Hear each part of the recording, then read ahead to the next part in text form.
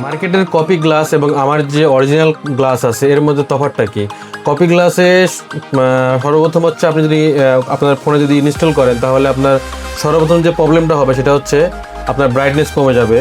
দ্বিতীয় যে প্রবলেমটা হবে সেটা হচ্ছে আপনার টাচ রেসপন্সটা কমে যাবে, আগের মতো আপনি ফিলটা পাবেন না।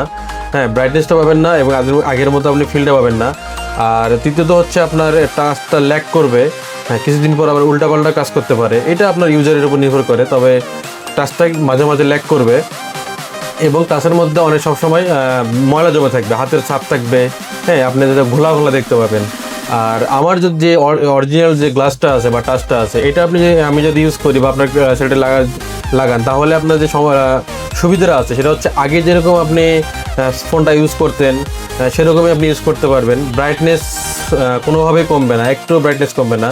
যদি আপনি আগে যদি 50% যদি এরকম ব্রাইটনেস পাইতেন, আপনি আমার এই অরিজিনাল গ্লাসগুলো লাগানোর পর সেই একই ব্রাইটনেস আপনি 50% একই ব্রাইটনেস পাবেন। এই গ্লাসটা স্মুথ হবে, টাচ কোনো ল্যাগ করবে না এবং দেখতে অরিজিনালের মতো মনে হবে। এবং আরেকটা বিষয় হচ্ছে পরবর্তীতে যদি আপনার গ্লাসটা আবার ভেঙে যায়, হ্যাঁ, আপনার হাত থেকে পড়ে বা যে কোনোভাবে যদি গ্লাসটা আবার ভেঙে যায়, তাহলে আপনি ইজিলি এই গ্লাসটা চেঞ্জ করতে পারবেন।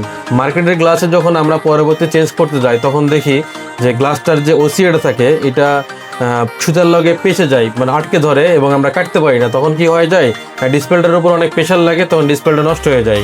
যেহেতু ডিসপ্লেটা একটা পাতলা পলির একটা ডিসপ্লে, তো এই পক্ষান্তরে যখন আপনি আমার যেই অরিজিনাল গ্লাসটা আছে এটার ওসিএটা হচ্ছে ওয়ার্ল্ডের নাম্বার 1 ওসিএ।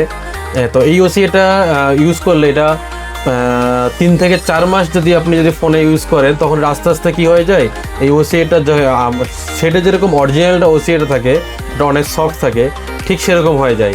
তো এটা পরবর্তীতে আপনার যদি ডিসপ্লেটা ভেঙে যায় আবার আপনি যদি গ্লাস চেঞ্জ করতে যান তখন আপনি ইজিলি আপনি আবার গ্লাস চেঞ্জ করতে পারবেন, এটাতে ডিসপ্লেটাতে কোনো ইফেক্ট পড়ে না। তো এই জন্য বলবো আপনারা যখন অবশ্যই আপনার ফোনটাতে আপনি জেনে বুঝে অরিজিনাল গ্লাসটা ইনস্টল করবেন। আগে দেখবেন, দেখার পর জেনে বুঝে তারপরে আপনি গ্লাস চেঞ্জ করবেন।